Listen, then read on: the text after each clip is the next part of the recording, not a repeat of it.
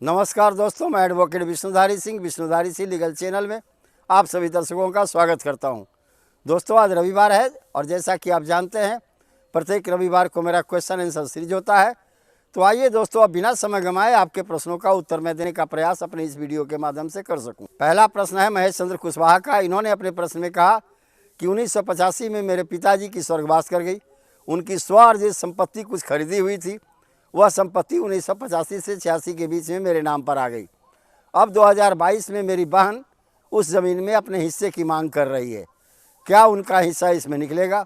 उत्तर में मुझे कहना है महेश चंद्र कुशवाहा जी, 1985 में आपके पिताजी के डेथ हो जाने के बाद पार्टीशन का सक्सेशन ओपन हो गया था।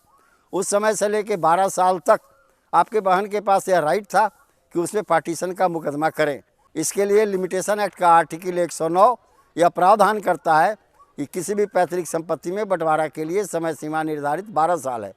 अगर 12 साल के अंदर में आपकी बहन ने उस संपत्ति में हिस्सा नहीं मांगा, ऐसी परिस्थिति में अब मांगने का उनका कोई अधिकार नहीं है।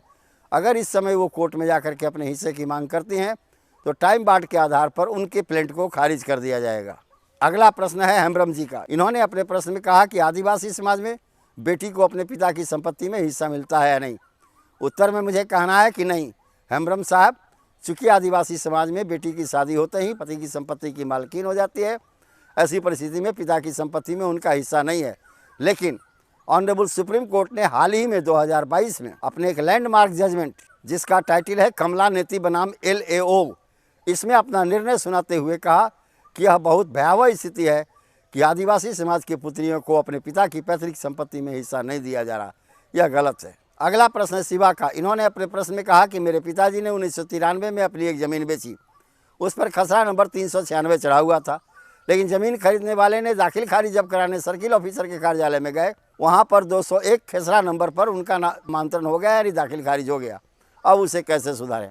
उत्तर में मुझे कहना है शिवाजी, सर्किल ऑफिसर के आदेश की सर्टिफाई कॉपी नकल ले लें और DCLR deputy collector of land reform के कार्यालय में आप अपील करें और वहाँ उस रजिस्ट्री को भी जमा करें।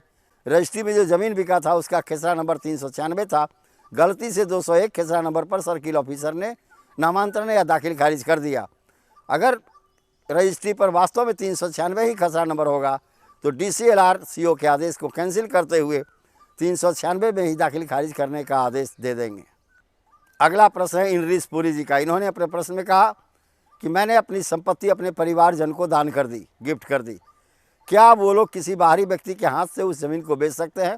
उत्तर में मुझे कहना है निश्चित तौर पर बेच सकते हैं, क्योंकि सेक्शन 22 हिंदू सक्सेशन एक्ट जो है इंद्रिस पुरी साहब, वो सिर्फ पैतृक संपत्ति के लिए है, स्वअर्जित संपत्ति के लिए नहीं। दान पत्र से प्राप्त की हुई संपत्ति स्वअर्जित संपत्ति कही जाती है। ऐसी परिस्थिति में दान ग्राहिता जो है वह उस संपत्ति को जब चाहे किसी बाहरी लोगों को बेच सकता है। अगला प्रश्न है सुमन लाल का। इन्होंने अपने प्रश्न में कहा कि मेरी दादी ने मेरे गांव की पूरी पैतृक संपत्ति मकान सहित को मेरे चाची के नाम पर रजिस्ट्री से बै कर दिया। मैं उसमें केस लड़ रहा हूं। क्या आप बता सकते हैं कि केस में क्या होगा? उत्तर में मुझे कहना है कि अगर यह संपत्ति पैतृक होगी तो निश्चित तौर पर आपके दादी जी के द्वारा आपकी चाची के नाम पर किए गए रजिस्ट्री को न्यायालय कैंसिल कर देगी और आपके हिस्से को उस पैतृक संपत्ति में से निकाल करके आपके जिम्मे दे दिया जाएगा। अगला प्रश्न है राहुल प्रसाद का। इन्होंने अपने प्रश्न में कहा कि ज़मीन पर दादाजी की थी, उस ज़मीन को मेरे चाचा ने किसी बाहरी लोगों को बेच दिया। अब उसमें हिस्सा लेने के लिए मैं क्या करूं? उत्तर में मुझे कहना है राहुल प्रसाद जी, इसके लिए आप सिविल कोर्ट में टाइटल पार्टीशन कम डिक्लेरेशन सूट का मुकदमा करें।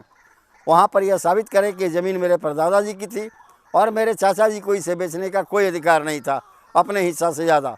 उन्होंने अपने हिस्सा से ज़्यादा इस ज़मीन बिक्री कर दी। ऐसी परिस्थिति में न्यायाधीश महोदय सारे मुकदमे के छानबीन करने के बाद अगर यह पाए कि वास्तव में वो पैतृक संपत्ति थी और उसमें आपका भी हिस्सा था, तो चाचा जी द्वारा किए गए रजिस्ट्री को कैंसिल कर देंगे और आपका हिस्सा निकाल करके आपको दे दिया जाएगा। तो धन्यवाद दोस्तों। अब यहीं पर मेरा यह क्वेश्चन आंसर सीरीज समाप्त हुआ। अगर आपको मेरा यह क्वेश्चन आंसर वीडियो पसंद आया तो आप इसे लाइक करें, सब्सक्राइब करें, अपने साथियों को शेयर करें। धन्यवाद दोस्तों। अब विशेष अगले वीडियो में